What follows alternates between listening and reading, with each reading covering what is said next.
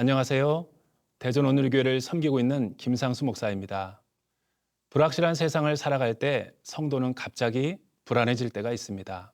아직 일어나지 않은 일에 대해 걱정과 염려가 앞설 때가 많은 것이 사실입니다. 이러한 불안과 두려움 앞에서 믿음의 성도라면 무엇을 해야 할까요? 오직 하나님만 바라보고 오직 하나님만이 나의 왕이시고 목자요 돌보시는 분이라는 사실을 굳게 붙잡아야만 합니다. 그럼 오늘 나눌 말씀인 시편 80편 1절에서 19절의 말씀을 살펴보도록 하겠습니다. 시편 80편 1절에서 19절 말씀입니다. 요셉을 양떼같이 인도하시는 이스라엘의 목자여 귀를 기울이소서. 그룹 사이에 좌정하신 이여 빛을 비추소서. 에브라임과 베냐민과 므낫세 앞에서 주의 능력을 나타내사 우리를 구원하러 오소서.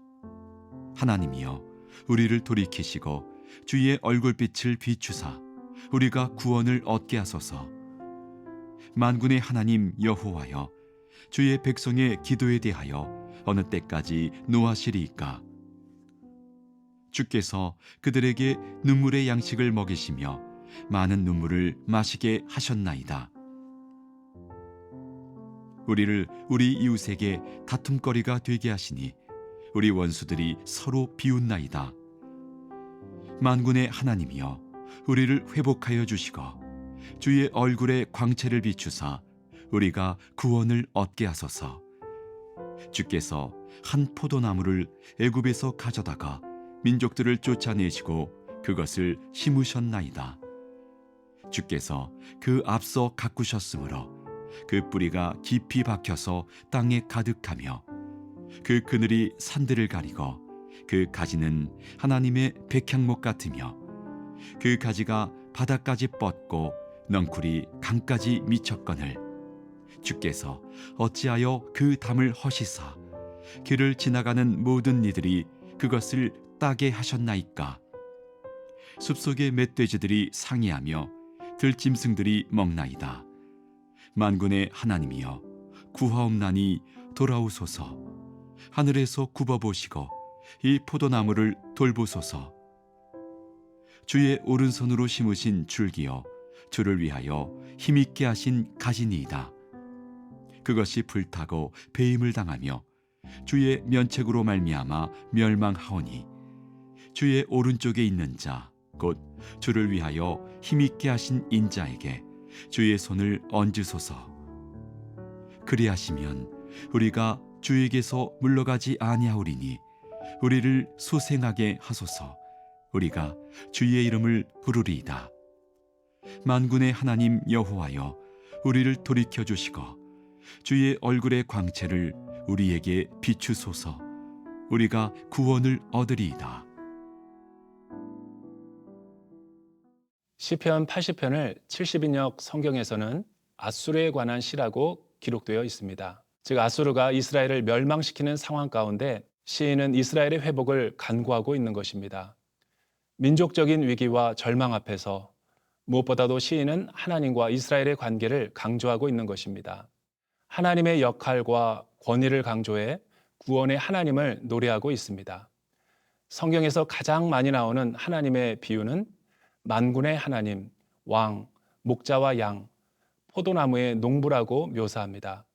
이러한 이미지는 모두 하나님의 보호하심과 절대 주권을 강조하고 있는 것입니다. 특히 언약의 관계를 목자와 양이라고 말하는 것을 주목할 필요가 있습니다. 목자와 양은 뗄래야 뗄 수 없는 관계여서 양은 목자가 없을 때 매우 불안해하고 길을 잃어버리게 됩니다. 이러한 상황에서 시인은 주의 얼굴과 광채를 이스라엘에게 비추어 달라고 기도합니다. 이러한 구절이 3절, 7절, 19절에서 계속 반복되고 있는 것입니다. 7절을 보십시오. 만군의 하나님이여 우리를 회복하여 주시고 주의 얼굴의 광채를 비추사 우리가 구원을 얻게 하소서. 하나님의 얼굴의 광채를 우리에게 보여달라는 것은 무슨 의미일까요? 이것은 구원의 상황에서 우리가 하나님께로 갈 수 없고 하나님이 먼저 우리에게 찾아오셔야 한다는 절대 주권을 노래하고 있습니다. 동시에 기도하는 성도는 아무리 어렵고 힘들어도 우리의 시선이 하나님께만 고정되어 있어야 함을 말하고 있는 것입니다. 때로는 하나님은 하나님의 백성에게 고난을 허락하실 때가 있습니다. 이때 성도들의 믿음은 인내의 소망을 필요로 합니다. 왜냐하면 이러한 절망 속에서도 하나님의 특별한 목적과 섭리가 있기 때문입니다. 따라서 하나님의 얼굴의 광채는 값없는 하나님의 은혜라는 것을 말해줍니다. 즉 하나님이 먼저 광채를 비추지 아니하시면 우리는 어둠 속에서 방황할 수밖에 없기 때문입니다. 이것은 목자와 양의 관계와도 같은 것입니다. 연약한 인간이 이 세상을 능력 있게 살아갈 수 있는 유일한 비결은 하나님의 은혜를 간구하는 것뿐입니다. 참된 구원이란 우리가 하나님께로 가는 것이 아니라 하나님이 우리에게 오셔야만 하는 사건입니다.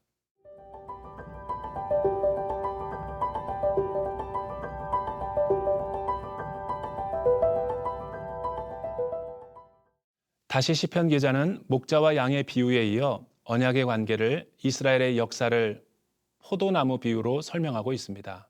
시인은 구속사에서 이스라엘은 애굽에서 가져다가 가나안에 심은 포도나무와 같다고 선언합니다.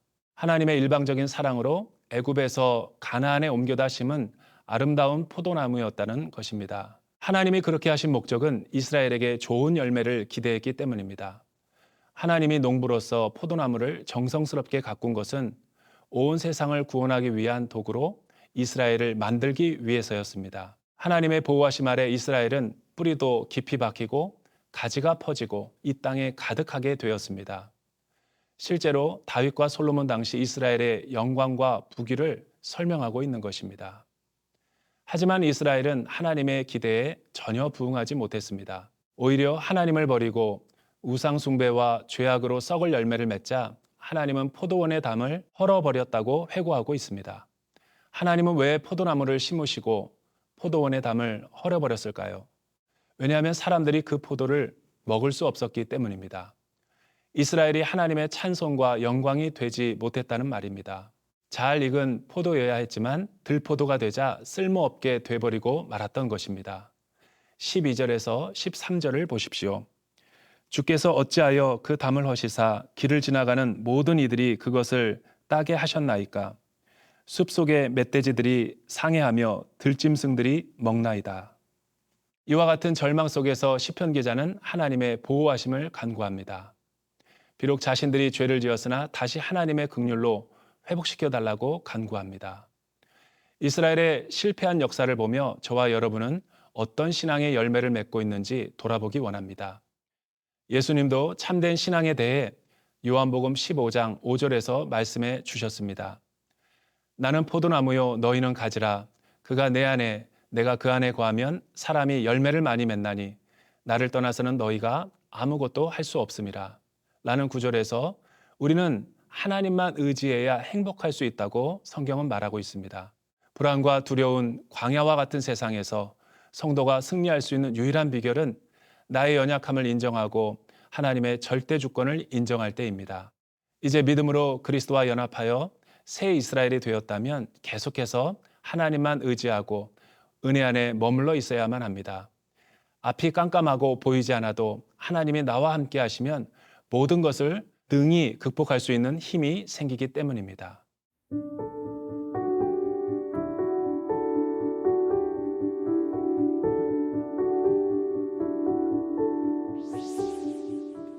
사랑하는 주님, 믿음 안에서 좋은 열매를 맺고 싶지만 연약하여 넘어지는 저를 불쌍히 여겨주십시오. 믿음의 길을 걷다가 넘어질 때도 목자 되신 주님께서 저를 푸른 초장으로 인도해 주십시오. 하나님보다 더 사랑하는 것을 제하여 주시고 매 순간 하나님의 인도하심을 따르는 제자 되게 하여 주시옵소서. 예수님의 이름으로 기도합니다. 아멘.